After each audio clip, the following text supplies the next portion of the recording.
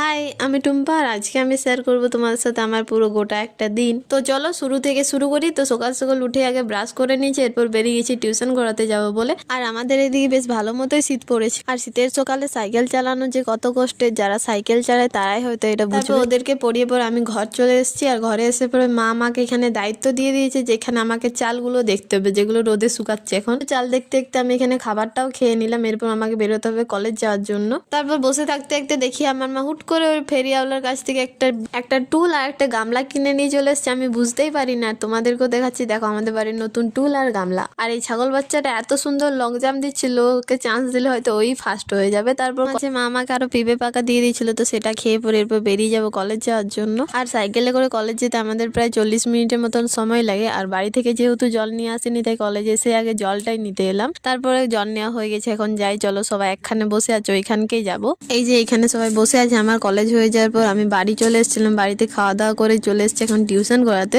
আর এই যে এই ম্যাডামকে আমি পড়াই, আর আজকে আমি টিউশনের ফিস পেয়েছি। কি মজার ব্যাপার না? তারপর বাড়িতে এসে দেখি আমাদের ছোট বাচ্চাটা একটা কিছু ক্রিয়েটিভিটি দেখাচ্ছে। তো দেখুন আপনারাও তার সাথে আমার সাথে সাথে। এই যে সে ব্যাংক বানিয়েছে কাগজে, সেটাই দেখাচ্ছিল। তারপর একটা ভাইয়ের জন্মদিন ছিল বলে কাকিমা পায়েস দিয়ে গেছে, আর বাবা রাত্রে সীতাভোগ এনেছিল বলে সেটা খেয়ে এখন ঘুমিয়ে পড়ি।